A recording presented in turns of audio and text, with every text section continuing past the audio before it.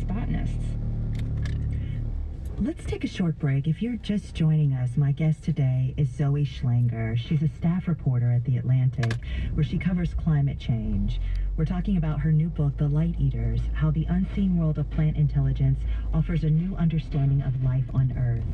In the book, Schlanger explores what it means for humans to understand the capabilities of green life and the latest science and ongoing controversy about the idea of plant consciousness. We'll continue our conversation after a short break. This is Fresh Air. Support for WHYY comes from the Philadelphia Speaker Series presented by Thomas Jefferson University. Tickets are available now for the 24-25 season of remarkable individuals who have left an indelible mark on their respective fields. 7 evenings at the Kimmel Center, including Liz Cheney, Andrew Lloyd Webber, Supreme Court correspondent Nina Totenberg, and former NATO commander Admiral James Stavridis. Information at philadelphiaspeakers.org. Sponsored by BNY Mellon Wealth Management. Support for NPR comes from the station and from Made in Cookware. Made in Cookware is crafted by chefs for chefs and designed for restaurants and home kitchens around the world. Their cookware can be found at madeincookware.com. And from Bank of America, offering access to resources and digital tools designed to help local to global companies make moves for their businesses. Learn more at bankofamerica.com/bankingforbusiness. This is Fresh Air. I'm Tanya Mosley, and today we're talking to Atlantic staff writer Zoe Schlanger. She's written a new book called The Light Eaters, How the Unseen World of Plant Intelligence Offers a New Understanding of Life on Earth. And in it, Schlanger delves into the latest research that explores the capabilities of plants to hear, feel, and communicate. Schlanger covers climate change for The Atlantic. Her work has appeared in various publications, including the New York Times and the New York Review of Books. I want to talk a little bit about some of the ethical issues around big farming. So we often talk about the ethical issues in treatment of animals in this context.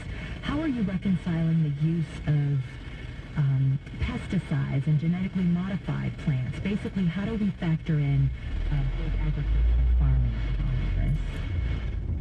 I think my understanding of plant communication is the thing that has most shaped my thinking around this. There's plenty of evidence now to suggest that plants can defend themselves in ingenious ways if we let them.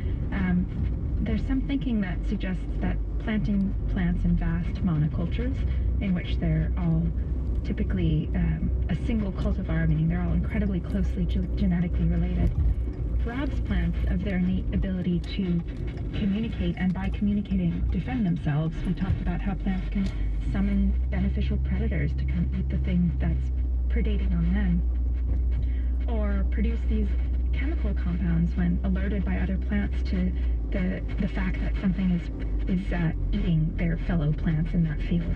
But one wonders if some of this communication is ultimately stifled in our crop plants.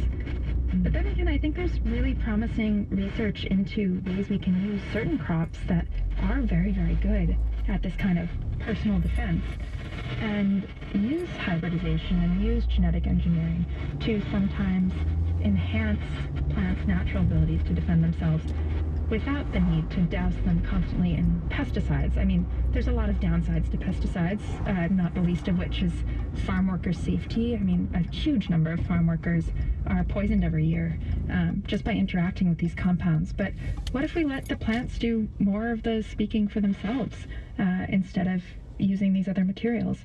I think that's something that technology could actually bring forward for us.